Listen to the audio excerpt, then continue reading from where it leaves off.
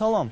Ötən verilişlərimizdə sizə Azərbaycana, o cümlədən Gəncəmizə köçürülən ermənilərdən, onların burada riyakarcasına, insanlığa sığmayan mövqələrindən və ən əsası ad dəyişmə siyasətlərindən söz açdıq. Bir amili demək də yerinə düşər ki, ermənilərin toponim olaraq mənimsədikləri məhəllə adları tək Çilabert adlandırdıqları Çələbyurt, Sapla adlandırdıqları Sofulu, Tauqş adlandırdıqları Toyuqçu kimi, bu kimi digər məhəllə adları ilə bitməyib.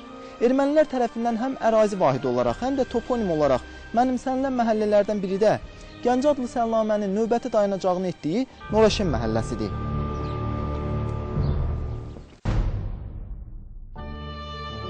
Noraşen məhəlləsi bir zamanlar Şərəfxanlı və Şahsevən məhəllələri ilə, Quru Qobu ilə dövrəyə alınıb. Hazırki inşaatçı Cavad xan küçələrinin müvafiq hissələri məhz 100 il əvvəl Noraşen məhəlləsinin əhatə etdiyi ərazi ilə üst-üstə düşürdü. Noraşen ümumiyyətlə Gəncədə belə deyək də, hər məhəllələr, tarixi məhəllələrlə tanınır. Qədim adlarla, belə deyək ki, qədim olan tarixi məhəllələr var. Məsələn, Arazbarı, Şahsevən, Allahdad, Tatabad, Sofulu, və yaxud belə deyək ki, Əttarlar. Belə tarixi məhəllələrdən biri də, adı qeyd etdiyimiz Noraşendir. İndi hal-hazırda bu ərazi Gəncəlilərin dilindən desə, Şanxır avtovağzal ərazisi, 41 nömrəli məktəbin yaxınlığı, Şərəfxanlı və əgər zənnim məni aldatmırsa, səhv eləmirəmsə, Quru Qobu xatirə bağı deyilən ərazilər var. İndi yeni Gəncə adlandırılmış qəsəbələr. Oralar vaxtilə Noraşen adlanan əraziyə şamil edilirdi. O ərazilərdir. Müəyyən hissələr əldə edildi, bəli. Noraşenin məhəllə olaraq necə formalaşması və təşəkkül tapması barədə mövcud olan fikirlər bizi tarixin bir qədər dərinliklərinə nəzər salmağa vadar edir. Bu məcburiyyətin isə ən əsas səbəbi ermənilərin məhəllənin adını toponim olaraq öz adlarına çıxmasıdır. Əslində isə həqiqət bir qədər başqadır. Keçmişi vərəqləyəndə görürük ki, Gəncədə bu məhəllə 18-ci yüzillikdə yaranıb. Rusiyaya cəsusluq etdiklərinə görə İran və Türkiyə tərəfindən sıxışdırılan ermənilərin Gəncəbasar, 24 və Şəmkir mahallarına köçməsi faktları məlumdur. Borçalı mahallında yerləşmək istəyən, lakin hakim dairələr tərəfindən qovulan ermənilər də Gəncə və Gəncəbasara gəliblər. Bu zaman Gəncədə, Şəhristan ərazisində Noraşen məhəlləsində yerləşiblər. O məhəllənin yaranması haqqında belə fikirlər söylənilir ki, burada bayaq da qeyd etdiyimiz kimi, xüsusilə bu Çar Rusiyasının Qafqaza ayaq açdığı dövrdə, Qafqazın Ruslar tərəfindən işğalı dövründə təbii ki, burada onlar xristianlaşma siyasəti apardı, bunu açıq demək lazımdır və bildiyimiz kimi Azərbaycan arasında mövcud olan xanlıqlar içərisində Rusiya ən güclü müqavimət göstərən xanlıqlardan biri təbii ki, Gəncə xanlığı olmuşdu və Gəncə xanlığında qəhrəman arasında şahid olan Cavad xanın Aman ailəsi şəcərəsi və buna görə də burada xristianlaşdırma əhalinin sayının balansını deyək də, müsəlmanlardan xristianların xeyrinə dəyişmək üçün Çar Rusiyası bura müəyyən mənada xristian, xüsusilə ermənilərin köçürülməsinə səs göstərmişlər. Buna da demək olar ki, nail olmuşdular. Ermənilər bildiyimiz kimi Gəncədə keçən döyüşünü qeyd etdiyimiz kimi Qırmızı kənd adlanan yerdən, sonra Çələbi yurd adlanan yerdə, Kilsə kənd adlanan məskunlaşdığı kimi eyni zamanda Gəncə şəhərinin belə deyək də, çıxıntılı yeri sayılan, səfərimizdə Gəncə çıxıntılı Şəmkir istiqamətinə gedən yerlərdən biri də Noraşen məhəlləsində yerləşdirilmişdir. Orada da müəyyən kompakt şəkilində ermənilərin yaşaması üçün harhalası bir, belə deyək də, qayğı göstəriş onlara yaşaya gəlmişdilər. Amma çox az sayda. Az sayda, bəli, orada az olmuşdular. Əksərən bildiyimiz kimi bu, indi ikinci sağlandıran ərazilərdə çox olmuşdular. Mənfur qonşularımızın keçmiş Albaniya və Atropatena dövrünə, həmçinin bundan sonraki dövrlərə aid olan Arsaq, İrəvan kimi toponimləri öz adlarına çıxması bizi vadar edir ki, Noraşen toponiminin də üstündə bir qədər çox dayanaq. Tarixi həqiqətlər göstərir ki, əslində Noraşen sözünün, bu toponimin ermənilərlə, haylarla heç bir əlaqəsi yoxdur.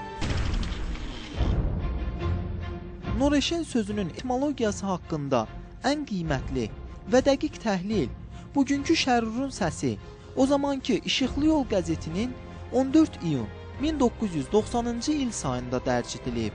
Qəzetdə tərkibində Şen, Aşen, Van, İvan tərkibli toponimlər müvəffəqiyyətlə izah edilib. Mətbu orqanda yazılıb. Aydın olur ki, Qafqaz, o cümlədən Azərbaycan ərazisində formalaşan nə Van, nə Nor, nə də Şen tərkibli klassik toponimlərin heç biri erməni və ya digər qeyri-türk dillərinin faktı deyildir. 21 il əvvəl Bakı Dövlət Universitetinin müəllimi, filologiya elmləri namizədi Cəfərov soyadlı alim Sözügedən qəzetdə dərc edilən məqaləsində Noraşen toponiminin dünyanın müxtəlif güşələrində olduğunu göstərərək yazır. Görəsən Naxçıvanı Naxçavan, Noraşeni Nor Atin yazaraq, bu yerlər erməni torpağıdır deyən erməni müəllifləri Mancuriya, Buryatiya, Çin, Hindistan və bu kimi digər əyalətlərdə Noraşenlə bir kökdən olan etnotoponim və etnonimləri də erməniləşdirmək haqqında fikirləşiblərmi? Əlbəttə, bu sözlər təkcə ermənilərə yox, onların havadarlarına da aiddir. Mən nəsə həmişə bu ermənilərdən söhbət düşəndə mən niyəsə yadıma böyük Rus şairi, 19-cu əsr 18-ci böyük Rus şairi olan Puşkinin bir gözəl misrası yadıma. Gözəl elə bu ermənilərin alçaq qonşuları, ermənilər, mən onlara qonşu demədə kirəkeş ermənilərin həyasızlıqlarını, həqiqətən kirəkeş ermənilərin iç-yüzünü açılan bir misrası ilə deyərdim. O özü Rusca deyir ki, tı vor, tı rob, tı armiyanin. Sən oğrusan, sən əsirsən, sən köləsən, ermənisən. Ermənilər ömür boyu oğru olublar. Tarixçiləri də, sərkərdələri də, elə belə də dırnaqarası ziyalıları da. Bir etimologiya qardıqsa Noraşen sözünün yanında erməni sözünün özündən başlamaq lazımdır. Və yaxud da qeyd edirik ki, Çar Rusiyası burada Qafqazda xalqlar arasında parçalı hökümsüz siyasətdə, millətlərin qarışdırılması, ümumiyyətlə Qafqazın ilhaq edilməsində qeyri-xristiyan, belə deyək də, müsəlman ailəsi etibar edilməyinə görə həmişə bir növ arabanın 5-ci təkəridir. Ermənilər də bundan istifadə eləmişdilər. Və erməni sözünün kökündə bunlar erməni deyillər, bunlar hayq tayfalardılar. Qədim bir Azərbaycan bayatısı var, mən bu bayatını çox sevirəm. Ümumiyyətlə, mən bir-iki yerdə mən demişəm, bu bayatını mən bir qaçqın bir qadından eşmişəm. Bu bayatı sözüm üçün mənim biraz fikrimi belə alt-üst elədi. Yeni gözlə asma münasibət bildirməyə sövq etdi məni. Bu bayatının özünün deyimində 4 misralıq bayatıda Sinanlının böyük bir, belə deyək də, mənbə yatır. Böyük bir tədqiqat obyekti yatır. Deyir, əziziməm, ər məni, ər kişisən, vur məni. Türküdən aslan olmaz, haya demə, ər məni. Əgər yaşlı nəsillərdə müsahibə alsanız, burada yaşayan gəncən qocaman sakirliğine yaşarsanız, heç bir erməni gəncədə yaşayan, ümumiyyətlə, heç bir erməni edin demir ki, sən armiyanin. Deyirdin, hayes, deyir, Türkiyes. Hətta bizim Sovetlər dönəmində belə dırnaq arası deyək də, qardaş, dostlar, xalqlar arası dostluğu, qardaşlığı təbliğ eləyən dövründə, Stalin belə diktasiya dövründə belə bir mahnı var idi. Kür, Araz, Ararat, gözəldir bu həyat, qardaş olub Hayastan, Azərbaycan. Görürsünüzmü? Hayastan sözü. Ermənilərin heç bir özünə Ermənistan demir, Armeniya demir. Təbii ki, mənbələrdə belə ermənilər. Ona görə də bunu axtarmaq yenidən bir tədqiqat obyekti, yeni münasibət bildirməyə deyirlər, bir növ ehtiyac duyulur. Şərurun Səsi qəzetində Naron İspanya, Paraspur və Narasun Burtariya toponimləri misal göstərilərək, onların Noraşen toponimlər sistemində Oraşen, Araşen, Oroçon kökləri əsas sayılır. Gürcüstanın Saklarla bağlı olan Sakareco rayonundakı Araşen kəndi, Çində türk dilləri qrupuna daxil olan və sayı 4000-dən artıq olan Oroçon tayfalarının, habelə Mancuriyadakı Orşen Qolçayının adı da Oraşen sözü və az, 10 tərkibli sözlərdə Noraşenlə bir kökdəndir. Həmçinin toponimin en hərfi olmayan variantına Yunan tarixçisi Amasyalı Strabonun əsərində Keltik dik göl adlanan yerin yaxınlığında Aras 10 şəklində rast gəlirik. Bu təhlildən sonra sözün açıqca as 10, 10-cu türk as ərlər olduğu sübuta yetirilir. Alim bu üsuldan istifadə edərək Alban tarixçisi Kalankatlının göstərdiyi Varaçan toponimini 3, 10 sözləri ilə izah edərək 30 ərlər kimi oxuyur. Şen ermənilər özünü iddialıq çıxart deyirlər ki, Şen qədim erməni dillərində kənd deməkdir. Hətta Azərbaycanın köçmüş rayonlarından biri indiki Oğuz adlandıran Vartaşen rayonu var idi. Ermənilər iddia edir ki, qədim bizim sözümüz ki, Vart, göl, Şen kənd, Vartaşen. Amma gəlin biz öz Dədə Qorqudumuza qayıdaq. Dədə Qorqudun Türk abidərimizə qayıdaq. Hətta Gəncəmizdə də söhbət edəndə bir adamın evinə qonaq gələndə, bir adam gedəndə deyir, evin şen olsun, şenlik olsun, genişlik olsun. Şen, gözdürmü? Səsimiz öz köşümdə qoy. Erməni bizcə təbii ki, oğrulublar. Ədəbi oğruluklardan çox istifadə edirlər. Və bundan məharətlə də istifadə edir. Təbii ki, bir də qarşısı təbliğatı istifadə edirlər. Lakin şin sözün kökündə nədir? Türk sözüdür, türk mənşəlidir. Əgər ermənilər, elə belə deyək də, bu şin sözdən, nor sözü iddia edilərsə də, Alban tarixi Strabonun eramızdan əvvəl 2-ci əsrdə yaşamış Alban tarixi historiya Alban əsəri var, tarix Albaniya. Orada Sakaşin rəvayəti var, Uti vilayəti var, Şen. Onda erməni nə gəzirdi burada onda? Təbii ki. Tarix hoca cavab verir. Tarix hoca daş abdələr var, kabələr var, Şen sözü. Bir erməni desin ki, erməni dilində Şenləndə ad var. Gözün ki, yenə praktik edilir. Döndə ki, evi şenlik olsun. Şen olsun, genişlik olsun. O mənada işləmir. Nor sözünün etimologiyasına nəzər saldıqda isə görürük ki, bu söz dünyanın bir çox ölkələrində sözlərin tərkibində işlədilib. Məsələn, Norveç, Normandiya, habelə Massachusetts, Ohio, Oklahoma ərazi adlarındakı Norwood toponimi, Arkansas, Avstraliya və Britaniyadakı Norman, Normonton, Norden şəhər və çay adları, Norman Uels vilayəti, Kanadadakı Fort Norman, Belçikadakı Nordosk, Norpet şəhərləri və çayları, New Yorkdakı Noroton rayonu və dünyanın digər bölgələrindəki bu kimi onlarla nor başlanğıcı və ya sonluğu ilə bitən sözlər, əlavə olaraq Britaniyadakı Lognor rayonunun da adını misal gətirsək, ermənilərin nor sözünün etimologiyasına olan iddialarına görə gərək bütün dünya haylara verilə. Ermənilər təbii ki, tarixdə məlumdur ki, necə deyirlər, bura gəlmələrdirlər. Bura necə deyirlər, aborigen xalqı deyildilər. Noraşin sözünün də kökünləri bildiyimiz ki, türk sözü, türk qaynaqları, nor, fars dilində nor, yeni şen, yeni şenlik, yeni kənd, yeni abad yeri, yeni yaşayış məskəni kimi fikir verir. Nor sözünə qaldıqda onda gərək, sizin sözünüzdə qüvvət, onda gərək Avropada yaşayan bütün norla başlayan sözlərin, dünyanın digər yeri, məsələn, Normandiya, Norman nəzəriyyəsi var, yəni şimal insan nəzəriyyəsi. Zira bunun ermənilərlə əlaqəsi varmı? Norveç, bunun ermənilərlə əlaqəsi var. Təbii olaraq bu səsküydən, necə deyirlər, bu ermənilərin, Allah şükür, özümüz də bilir ki, bu həyasızlığından başqa bir şey deyildi, səsküydən başqa bir şey deyildi. Təbii ki, bu da tarixçilər əbəs elə demirlər ki, dünya suda tarix susmur. Göründüyü kimi, ermənilər hər nə qədər nor və şen sözlərinin onlara məxsus olduğunu desələr də, tarixi həqiqətlər tamam başqa söz deyir. Sarkazmla cilalanan bu cümlələr artıq elmdə də öz təsirini göstərib. Həqiqətən də bu toponimlərin ermənilərə məxsus olduğunu iddia edən bəzi tədqiqatçılara və ən əsası erməni tarixçilərinə təəssüflənməmək əlimizdə deyil. Noraşin sözündə eş əvəzlənməsinə göstərilir. Burada bir məsələni nəzərə çatdırmaq yerinə düşərdi. Tarixçi etnoqraf Mirəli Seyidov qızıl döyüşçünün soy kökünü müəyyənləşdirərkən papaqda olan 10 ox əlamətini həmin tayfanın 10 oxlardan olduğunu göstərir. Noraşin sözündəki mənalar ər, as, 10 as ərlər, yəni 10 saq ərlər, daha dəqiq deyilsə 10 bayraq ittifaqına mənsub olan saqlar mənasını ifadə edir.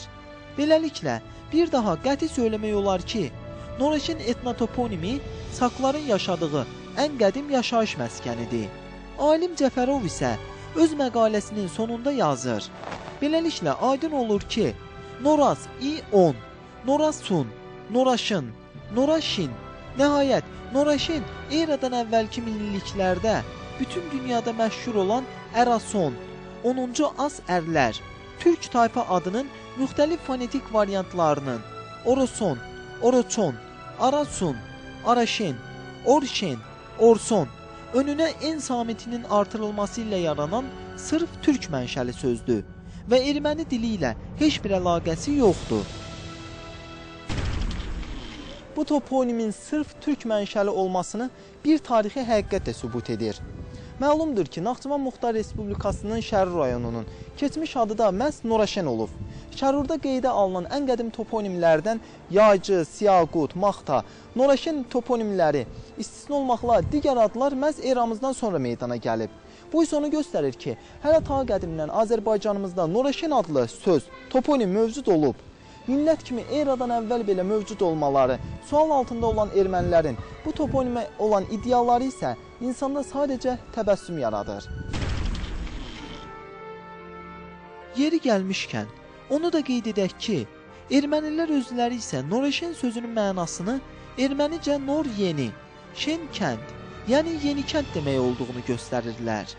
Gəncənin tarix yaddaşı kitabının müəllifi, tarix elmləri namizədi mərhum Fərruh Əhmədov da Noreşen sözünün ermənilərlə heç bir əlaqəsi olmadığını göstərir. Tarixçinin araşdırmalarına görə əslində No farsca yeni, Şen isə şenlik, türkcə obadan kiçik, kənddən böyük yaşayış məskəni anlamını ifadə edir. İstənilən halda bütün tarixi faktlar sübut edir ki, bu sözün mənfur qonşularımızla heç bir əlaqəsi yoxdur.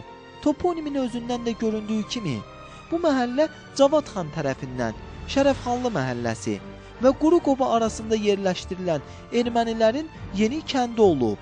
İsrafil Baba adlı şahsevənli məhəllə ağsaqqalı Noreşendə 50-yə yaxın ev olduğunu söylüyürdü. Eyyub ağa isə məhəllənin 100-ə yaxın evdən ibarət olduğunu söyləyir. Hər evdə 5 nəfər hesabı ilə götürsək, burada məskunlaşan erməni əhalisinin sayının 250-500 olduğunu təxmin edə bilərik. 1830-cu ildə Noreşendə 1-2 erməni evini çıxmaqla burada yalnız Azəri türkləri yaşayıblar.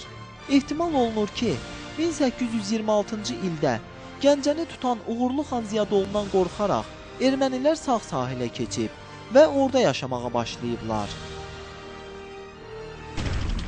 Bayaq da qeyd elədik ki, 1804-cü ildə artıq Gəncə Rusiya tərəfindən ilhaq edildikdən sonra, Gəncə xanı işğal edildikdən sonra və imperatorun fərmanı ilə Gəncənin adını dəyişdirib Yezaveta olduqdan sonra təbii ki, Gəncə Rusiya qatıldıqda burada Rusiyanın inzibati idarə sistemi yaradıldı. Lakin buna baxmayaraq bu təbii ki 1804-13-cü illər Rusiya-Türkiyə müharibəsindən baş vermiş nəticələrindən biri idi. Lakin buna baxmayaraq 1826-cı ildə artıq Gəncədə ruslara qarşı, belə deyək də, yadelləri, işğalçılara qarşı müəyyən bir üsyan başlandı, hərəkat başladı və bunun da başında mərhum Cavad xanın oğlu Uğurlu xan dururdu və Uğurlu xan böyük bir dəstə ilə Gəncəyə yenidən hücum etdi və az bir müddət ərzində Gəncəni tuta bildi və Gəncənin hakimiyyətini bərpa etməyə nail oldu və bundan qorxan ermənilər, yəqin ki, yeri Gəncəlilərin qisas almağından mı deyək, onların xəyanətkarlıq olduğunu bilməyən, xəyanətlərinə görə, xəyanətkar olduqlarını bildiklərinə görə qorxaraq demək olar ki, bu sahildən, xüsusilə sağ sahildən indi Molla Cəlili adlandıran əraziyə və Noraşin əraziyə də demək olar ki, köçərək orada yaşamaq yox, sığınacaq tapmışdılar. Biz ki, bunlar gəzəyən xalqdılar. Təbii ki, bunu demək lazım, etiraf eləmək lazım ki, bunlar gəzəyən xalqdılar. Harada gəlirlər, orada salır, harada erməni var, orada güclərin də yaxşı bir atalar sözü var. Erməni gəldi, yeni dərdbala gəldi. Bu sözün özü gözəl, böyük, hikmət ağamız gözəl bir atalar misaldır. Gözü xalq misaldır. Erməni gəldi, yeni dərdbala gəldi. Və təbii ki, harada ki, erməninin əyağı var, harada murdar xisləti varsa da, orada bir siki fəlakət var. Və burada da bayaq qeyd etdiyimiz kimi, bu Rusiya-İran müharibəsi, xüsusilə Qafqazın Rusiya tərəfindən ilhaqı dövründə ermənilərdən istifadə etdiklərinə görə, təbii ki, erməniləri bunlar havadarlıq eləməlidirlər. Və Gəncə kimi gözəl coğrafi strateji mövqeyə malik olduğuna görə, onlar ümumi torpaqlarda məskunlaşması üçün Çar Rusiyası əlindən gələni edirdi. Lakin bayaq da qeyd etdiyimiz kimi Uğurlu xan artıq Rusiyaya qarşı ikinci sırada mübarizə başlandı. Ermənilər də bundan müəyyən, belə deyək, dərdlə narahatlıqdan hiss edərək buradan bayaq qeyd etdiyimiz o Molla Cəlili ərazisində də nə qalmışlar, məskunlaşmışdılar. 1804-cü ilin mayında Noreşendə 125 kişi, 121 qadın olmaqla 246 nəfərdən ibarət 74 ev olub. Lakin 1804-1828-ci illər hadisələri əhalinin etnik tərkibinə güclü təsir göstərib və 1830-cu ildə bir neçə erməni ailəsini çıxmaq şərti ilə tamamilə Azəri türklərindən ibarət olub. Ona görə 1897-ci il siyahıya almasındakı 360 kişi, 393 qadın olmaqla 753 nəfər Noraşenlinin xeyli hissəsinin müsəlman türk əhalisi olduğunu qəbul etmək olar. 1905-ci ildə isə Noraşen sakinlərinin əsasən ermənilərdən ibarət olması iddia edilir. Yəqin ki, ermənilər 19-cu yüzilliyin 40-cı illərindən etibarən yenidən bura köçməyə başlayıb və məhəllənin müəyyən hissəsini tutublar. Lakin əksər məhəllə sakinləri yenə də türklərdən ibarət olub. Fikrimizi eyni zamanda belə bir fakta təsdiq edir ki, sakinləri ermənilərdən ibarət olan məhəllələrin və şəhər icmalarının yüzbaşısı həmişə həmin millətdən olduğu halda Noreşin yüzbaşısı həm 1905-ci ilin noyabrında erməni müsəlman qovğasından əvvəl, həm də 1916-cı ildə Qulu Məmmədov adlı Azərbaycan türkü olub. Qulu Məmmədov, doğru bu, tarixi faktlar da var ki, tarixi mənbələr də var ki, hətta bu mərhum Fərux, mənim mərhum dostum Fərxun kitabında da var ki, ermənilərin orada çoxluq təşkil etməklərinə baxmayaraq, yəni bu Noraşın məhəlləsində, yəni müəyyən yer dəyişmələrine baxmayaraq, uluslar sotik deyirlər də, yəni 100 başı, 100 ailə, 100 icma başlı zamanla yaşayanlar bir də rəhbər seçilir. Təbii ki, bu icmalı yaşandığına görə və bunların da partisi qeyri-millətlə özlərində olmadıqlarını müsəlman idi. Yəni Azərbaycan Gəncə olub qulub olmuşdu. Qulaqlı bir kişi onlara basdırıb etmişdi. Təbii ki, sonraki bir demokratik hadisələr, Çar Rusiyasında baş verən bir inqilabi situasiyalar, xüsusilə bu Qafqaz isyan elə bilməz elədi. Bu proseslərdə baş verən erməni-müsəlman qırğınları, ermənilərin Gəncəyə törətdiyi xəyanətlər, xüsusilə sol sahildə var. İndiki bu bizim Gəncəmizin aldandırdığımız bu ikinci sadalarında ermənilərin yerli xalqının başına gələn olmazı müsibətlər, çox faciələr tarixdən mənim faktlar vardır.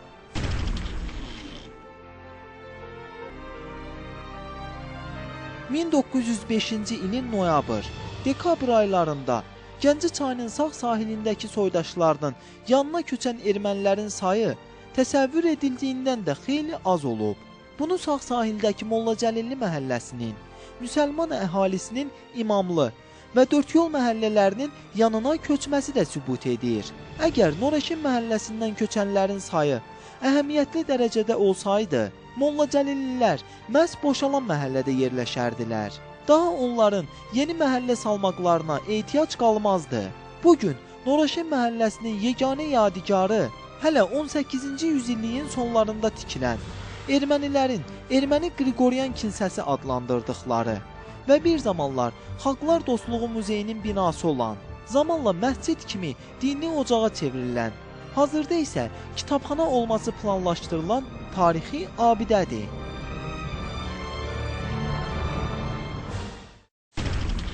Onu da qeyd etmək yerinə düşər ki, o zaman Noreşin məhəlləsinin özünə məxsusluğunu təcəssüm edən amillərdən biri də məhz Noreşin kəhrizi olub. Bununla da daha bir Gəncə məhəlləsinin keçdiyi tarix yoluna nəzər saldıq. Verilişimiz haqqında fikir və rəyləriniz olarsa, aşağıda göstərdiyimiz elektron ünvanımıza yazın. Daha bir qədim Gəncə məhəlləsində görüşmək diləyi ilə salamat qalın.